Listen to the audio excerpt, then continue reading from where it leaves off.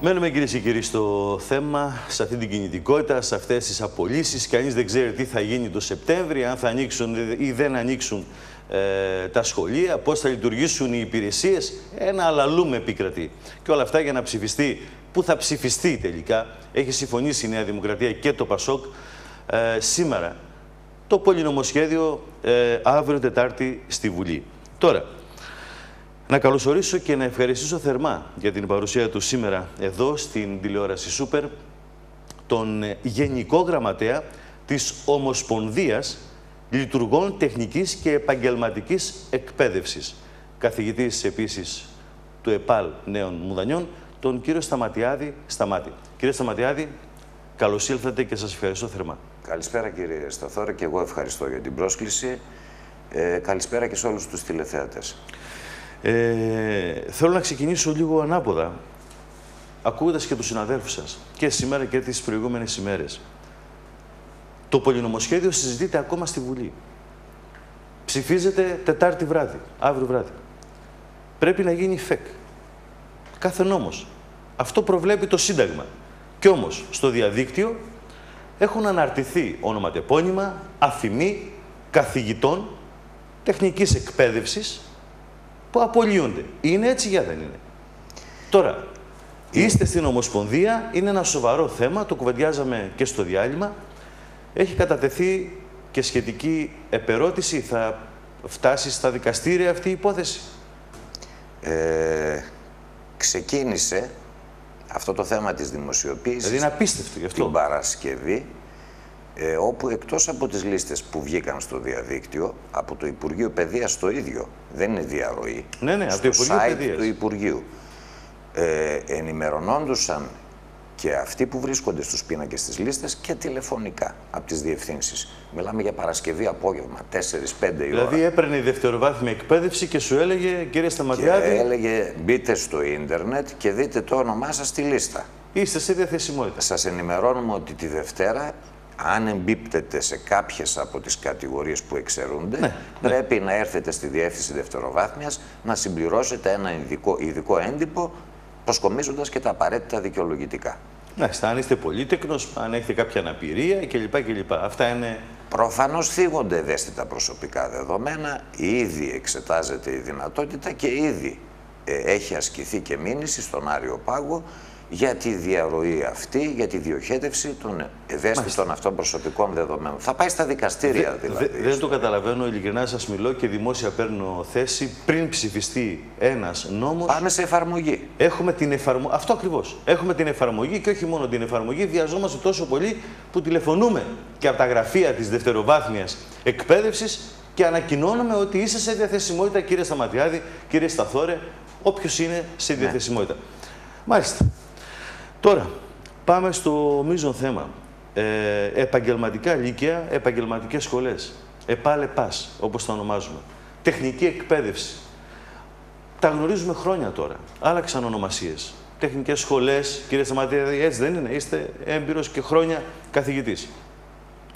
Είναι σχολές, κυρίες και κύριοι, που μπορούν και πηγαίνουν παιδιά, τα οποία μπορεί να μην τα πηγαίνουν καλά, όπως λέμε, με τα μαθηματικά, με τη φυσική, στο Γενικό Λύκειο, όμως μπορούν να πάνε σε ένα ΕΠΑΛ, σε μια τεχνική, θα το πω, σχολή, αν θέλετε απλά, να περάσουν 3 χρόνια και να μάθουν ένα επάγγελμα, να μπορούν εκεί να αποδώσουν και στη συνέχεια να τους απορροφήσει μάλιστα και η αγορά. Αν και γνωρίζω παιδιά που τέλειωσαν ΕΠΑΛ και έχουν κάνει και διδακτορικά. Είναι έτσι. Και εμείς τώρα το σύστημα αυτό το καταργούμε. Έτσι ακριβώς όπως τα λέτε είναι. Οι μαθητές που έρχονται στα δικά μας τα σχολεία της τεχνικής επαγγελματικής εκπαίδευσης, συνήθως είναι από χαμηλά κοινωνικά στρώματα και από φτωχές οικογένειες. Δεν έχουν ιδιαίτερες μαθησιακές επιδόσεις, μπορεί να μην είναι καλοί στα μαθηματικά, στα αρχαία και στα νέα, αλλά έχουν δεξιότητες, τις οποίες αν εμείς καλλιεργήσουμε στα σχολεία, μπορούμε με το πτυχίο που παίρνουμε από τα σχολεία μας να βγουν στην αγορά εργασίας και να καλύψουν τις ανάγκες σε μεσαία στάθμης τεχνικό ανθρώπινο δυναμικό, που είναι πολύ σοβαρό και είναι σημαντικό και ουσιώδες, αν θέλουμε να το δούμε και στο αύριο, στο πώς θα μπορέσουμε να πάμε σε πορεία, σε ρυθμούς ανάπτυξης. Και πείτε 2-3 παραδείγματα κάποιων ειδικοτήτων, γιατί καταργούνται πάρα πολλές ειδικότητες.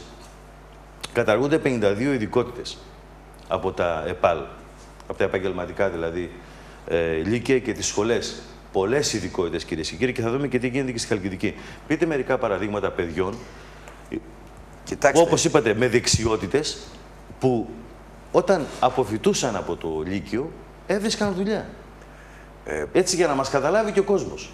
Πολλοί μαθητές μας μέσω των ΤΕΗ, έχοντας πρόσβαση στα ΤΕΗ, απέκτησαν και πτυχία από την τριτοβάθμια εκπαίδευση και βγήκαν με αυξημένες επιπλέον απαιτήσεις και προσόντα στην αγορά εργασίας.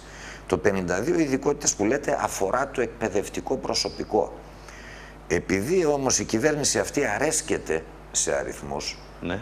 Έχουμε κάνει μία έρευνα, αποτύπωση δηλαδή των συνεπειών όλων αυτών που έπονται της εφαρμογής ψήφισης ενδεχόμενης του συγκεκριμένου άρθρου του 82 στο πολυνομοσχέδιο αύριο. Κάναμε μια έρευνα από στοιχεία του Υπουργείου και καταλήξαμε σε κάποια συμπεράσματα χρησιμοποιώντας την τακτική των αριθμών. Προσέξτε λοιπόν οι αριθμοί τι λένε. Ναι. Καταργώντας 52. τις 9 ειδικότητες, μιλάμε για τις ειδικότητες και τους τομείς στα σχολιά μας. Μάλιστα. Αναφερόμαστε πλέον στους μαθητές. Ας αφήσουμε τους καθηγητές.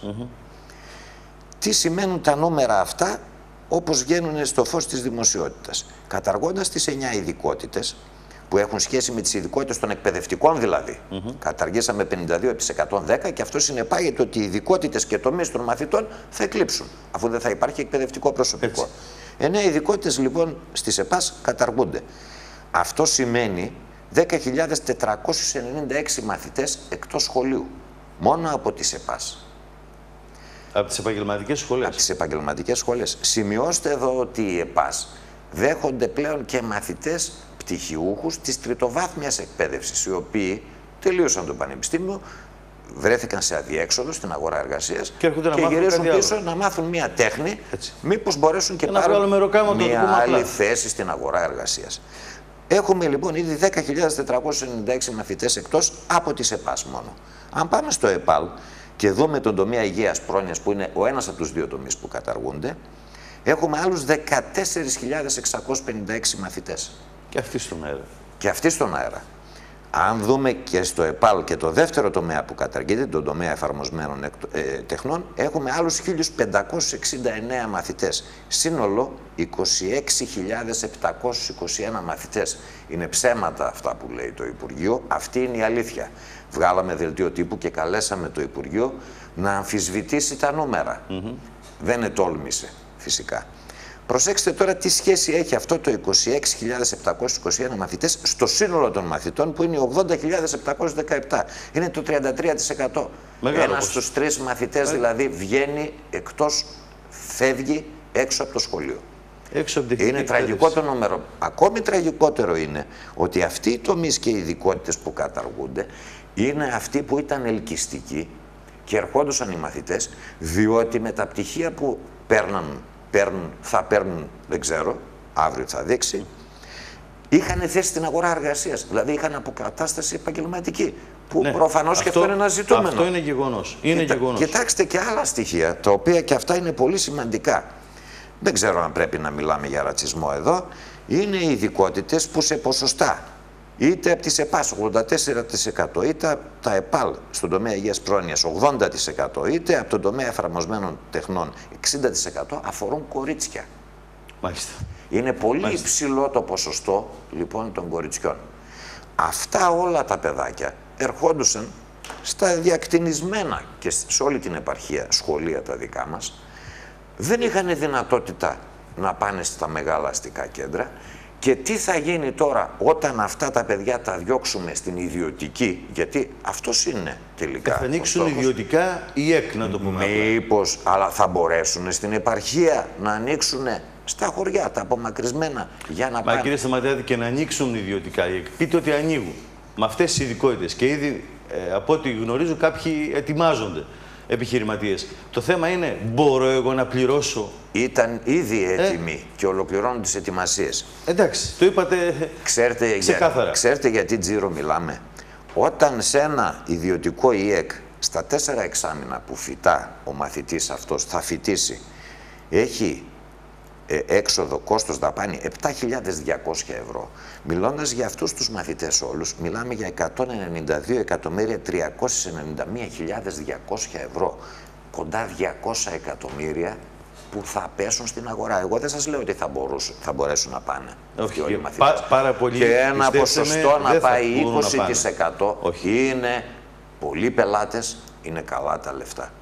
Αν τώρα θέλουμε να φτάσουμε να αντιμετωπίζουμε έτσι την εκπαίδευση, διαλύοντας την δηλαδή και παίρνοντας το δημόσιο και δωρεάν χαρακτήρα της για να ταΐσουμε τα επιχειρηματικά συμφέροντα, εντάξει, δεν κάνουμε υπεύθυνη πολιτική εκπαιδευτική, εξυπηρετούμε απλά συμφέροντα, θίγοντας βασικούς πυλώνες. Βασικός πυλώνας είναι η εκπαίδευση. Μιλούμε εδώ για οριζόντιες περικοπές, δηλαδή μιλούμε για μια απόφαση η οποία σίγουρα δεν συζητήθηκε, και το λέω αυτό γιατί ο Ευάγγελος Βενιζέλος σε συνάντηση που είχε μαζί σας, αν δεν κάνω λάθος ή αν κάπου κάνω λάθος, διορθώστε με, εμφανίστηκε ότι δεν ήταν καλά ενημερωμένος και ότι είχε εισηγηθεί αναβάθμιση των τεχνικών σχολών, ΕΠΑΛ και ΕΠΑΣ. Και μάλιστα, αν το λέω σωστά, είχε πρόταση μετά από 1-2 χρόνια, αντί για 3 χρόνια που είναι το ΕΠΑΛ ή το ΕΠΑΣ, να υπάρχει και ένας 4ος χρόνος ειδικής εξειδίκευσης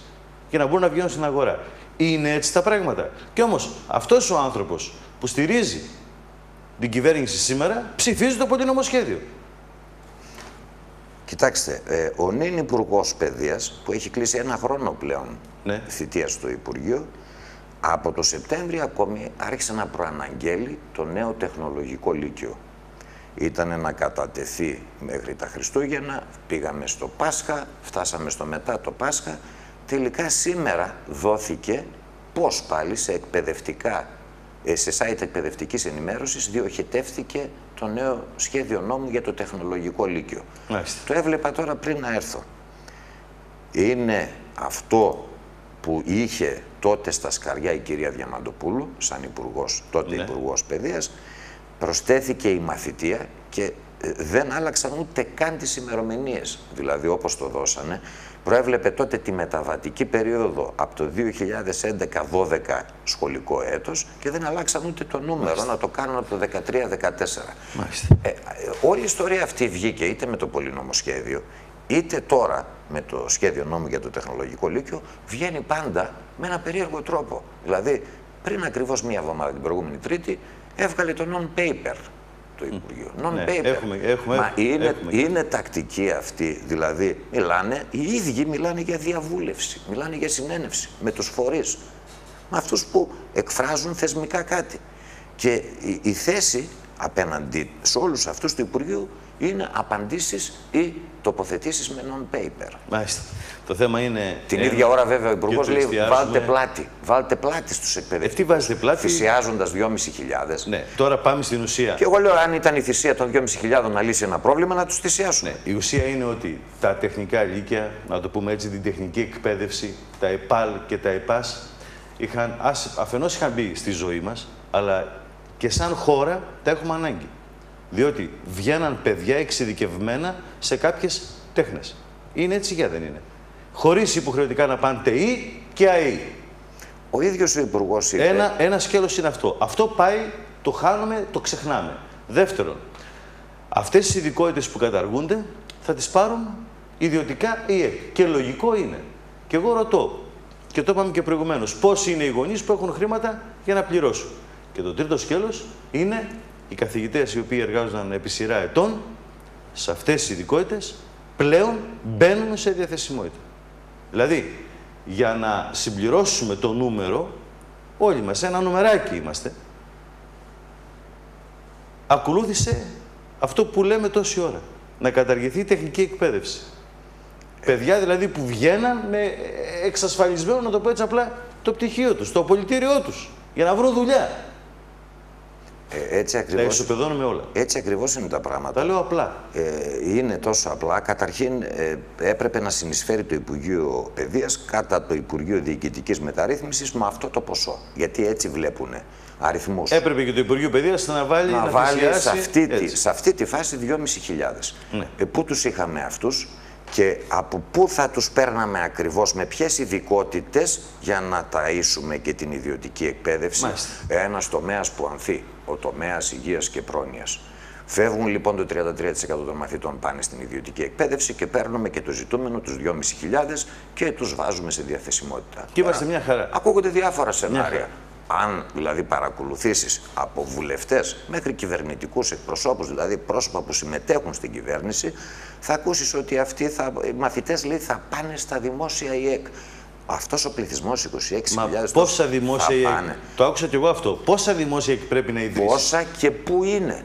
Και εν πάση περιπτώσει υπάρχει μια μελέτη, ένας προγραμματισμός και η σκοπιμότητα του να τους πάρουμε από το δημόσιο σχολείο και να τους πάμε από την επάσχεια. Σε ένα δημόσιο ΙΕΚ. Σε ένα δημόσιο Μα ΙΕΚ. δεν αλλάζει κάτι. Και εκεί καθηγητές θα προσλάβεις πάλι. Πάλι θα πάνε εκεί καθηγητές. Όχι όμως, εκεί βλέπουμε άλλους συντελεστές. Τι επιτυγχάνει μέσα από αυτήν όλη τη διαδικασία. Καταρχήν πλήττει την οργανικότητα. Τελείως. Καταργούνται οι θέσεις, πάει οργανικές, έφυγες φίλε. Πάμε στη συνέχεια. Βάλει κατά της μονιμότητας, που είναι πολύ σημαντικό. Ναι, αυτά είναι θέματα που αφορούν πλέον τους εκπαιδευτικούς. Έρχεται τώρα και λέει ότι θα απασχοληθούν, λέει, για να τελειώσουν αυτοί οι μαθητές, γιατί κυκλοφόρησε και αυτό το σενάριο, ότι αυτοί που ήδη είναι στους τομείς και στις ειδικότητες πρέπει να τελειώσουν. Πρέπει να τελειώσουν. Και θα τελειώσουν χωρίς εκπαιδευτικούς. Αυτούς, λέει, που τους έχουμε τώρα σε διαθεσιμότητα, γιατί παίζει και ο όρος κινητικότητα. Ναι. Είναι σύγχρονες ορολογίες αυτές. Τώρα πώς ερμηνεύει ο καθένας είναι άλλο θέμα. Αυτοί, λέει, θα πάνε ορομίστη. Ναι. Τι καταφέρνει έτσι λοιπόν? Έληξε η μονιμότητα και πάμε σε συμβάσεις ορομιστίας. Ναι. Σας κάνει ορομίστιο για να δουλέψετε άλλα 2 χρόνια, να τελειώσουν οι μαθητές και μετά. Είναι δυνατόν να αντιμετωπίζεις έτσι τον εργαζόμενο με τέτοιες μεθοδεύσεις? Ξέρετε πόσα θα παίρνει? 200 τόσα ευρώ το μήνα θα παίρνει ο ορομιστής. Θα του πει πάρε 10 ώρες τη βδομάδα και θα κάνει λογαριασμό τέλος του μήνα και θα παίρνει 200 τόσα ευρώ. Ξέρετε κάτι, εγώ δεν λέω ότι το δημόσιο δεν είχε διονγκωθεί. Διονγκώθηκε. Έχουμε πολλούς δημόσιους υπαλλήλους. Αλλά δεν φταίνε όμως, ή μπορεί και κάποιοι να φταίνε, που επιδίωξαν. Γιατί γνωρίζουμε τις διαδικασίες παλαιότερα πώς έμπαιναν στο δημόσιο. Όλα γινόντουσαν από τους βουλευτές, να το πούμε έτσι απλά, από τους φορείς, από τους πολιτικούς παράγοντες για να μαζέψουν ψήφους και σταυρούς. Αυτή είναι η πραγματικότητα. Από το ΑΣΕΠ και μετά άλλαξε λίγο η κατάσταση. Τώρα ισοπεδώνονται τα πάντα. ΑΣΕΠ που από το 2008 είναι διοριστέοι ακόμη και δεν διορίστηκαν. Πείτε το και αυτό. Πείτε το και αυτό. Να το δούμε και τώρα. Οι εκπαιδευτικοί αυτοί δεν μπήκαν από τα παράθυρα με ρουσφέτια. Όχι. Συμφωνώ με διαδικασίες είτε επετηρίδας είτε διαγωνισμού. Βεβαίως. Και αυτοί οι άνθρωποι σήμερα είναι εξεκρέμαστοι, μένουν χωρίς δουλειά και άλλος είναι 50-55 ετών και πείτε μου τι θα κάνει. Είναι μείζον λοιπόν κοινωνικό θέμα. Και ρωτώ τώρα, διότι δεν έχουμε, μας πιέζει και ο χρόνος, κύριε Σταματιάδη, στη Χαλκιδική. Έχουμε ΕΠΑΛ στα Νέα Μουδανιά, έχουμε τεχνική εκπαίδευση, να το πω έτσι απλά, στην πρωτεύουσα του νομού. Κασάνδρα, Συθωνία, Νικήτη, Πολύγυρο και Αρναία. Πολύγυρο και Αρναία.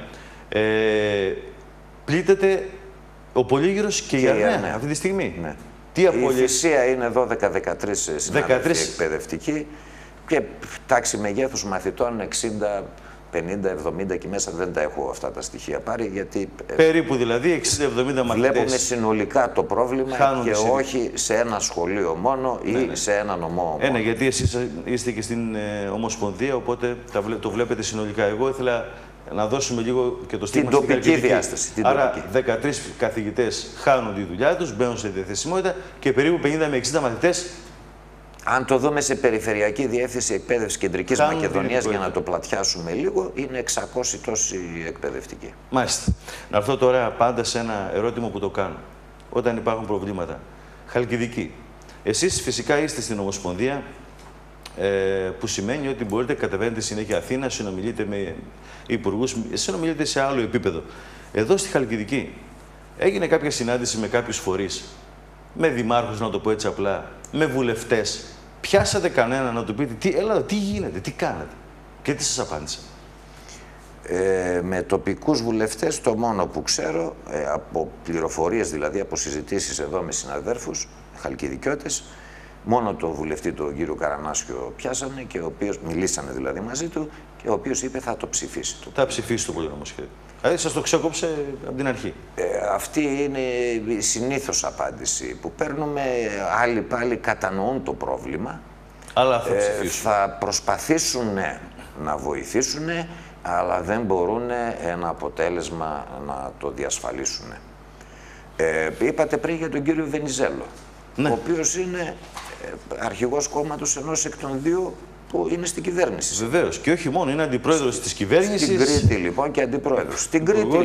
Στην Κρήτη λοιπόν, όπου είχε συζήτηση με μέλη δικά μας και μάλιστα στη συζήτηση συμμετείχε και μέλος του Διοικητικού Συμβουλίου της Ομοσπονδίας, είπε ότι, μα λέει, τι είναι αυτά που λέτε, δεν καταργούνται τομείς και ειδικότητες, υπεράριθμοι είναι αυτοί.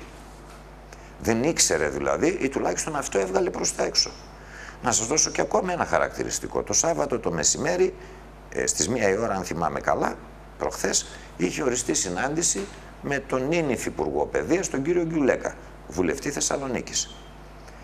Όταν φτάσανε, εγώ δεν ήμουνα στην Αθήνα, όταν φτάσανε η αντιπροσωπεία, είχαμε κάνει ένα συντονιστικό όργανο, ας πούμε, από όλες τις ενώσεις της Θεσσαλονίκης, το οποίο έκανε τις επαφές, το όργανο αυτό. Όταν έφτασαν στο γραφείο του στις 1 παρά, πριν από λίγο είχε κλειδώσει και είχε φύγει. Το μήνυμα που έδωσε από δικούς του ανθρώπους είναι ότι δηλώνει αναρμόδιος. Μάλιστα. Ο Υφυπουργός Παιδείας αναρμόδιος. Και εγώ ρωτώ, όταν αύριο σαν βουλευτής θα το ψηφίσει, θα δηλώνει αρμόδιος ή θα συνεχίζει να δηλώνει αναρμόδιος? Μάλιστα. Κλείνοντας, το πολυνομοσχέδιο θα ψηφιστεί, δεν το συζητούμε αυτό. Δεν μπορεί, πιστεύω, κανείς και από τη Νέα Δημοκρατία και το ΠΑΣΟΚ να μην δεν ψηφίσει. Το θέμα είναι... Κατά συνείδηση. Το θέμα είναι άλλο και το ρωτώ σε εσάς. Ως Γενικό Γραμματέα της Ομοσπονδίας Λειτουργών Τεχνικής και Επαγγελματικής Εκπαίδευσης, τι θα κάνετε? Θα συνεχίσετε τον αγώνα σας και τις κινητοποιήσεις σας? Και τι θα κάνετε το φθινόπωρο? Γιατί για μένα αυτό δεν είναι πολυνομοσχέδιο, αυτό είναι ένα νέο μνημόνιο. Το Σεπτέμβριο έρχονται κι άλλα. Είναι ένα έκπτωμα στα πλαίσια της εφαρμογής αυτών που πάνε να μας επιβάλλουν και όλα αυτά οδηγούν σε ένα κράτος διάλυσης. Ναι, επειδή ξέρετε πλέον ότι θα απολυθούν τόσοι εκπαιδευτικοί, θα υπάρξει αυτό το πρόβλημα, δεν ξέρω αν έχετε αποφασίσει την πορεία των κινητοποιήσεων σας από εδώ και πέρα, αλλά και φυσικά με την έναρξη της σχολικής χρονιάς. Έτσι με λίγα λόγια. Δεν έχουμε πάρει αποφάσεις ακόμη. Θα δούμε αύριο τι θα ψηφιστεί, γιατί υπάρχουν υποσχέσεις ότι θα γίνουν κάποιες ψηλές αλλαγές, τροποποιήσεις. Της τελευταίας στιγμής. Θα δούμε τι ακριβώς θα ψηφιστεί. Φυσικά δεν πρόκειται ούτε να αποσυρθεί, ούτε στο βασικό του κορμό, στη συγκρότησή του, να διαφοροποιηθεί. Έχει ψηφιστεί, καταρχής. Επί της αρχής. Πέρασε επί της αρχής. Στη συνέχεια θα δούμε πώς θα μεθοδεύσουμε τον αγώνα. Δεν θέλω να προτρέχω ότι θα κλείσουμε τα σχολεία το Σεπτέμβρη.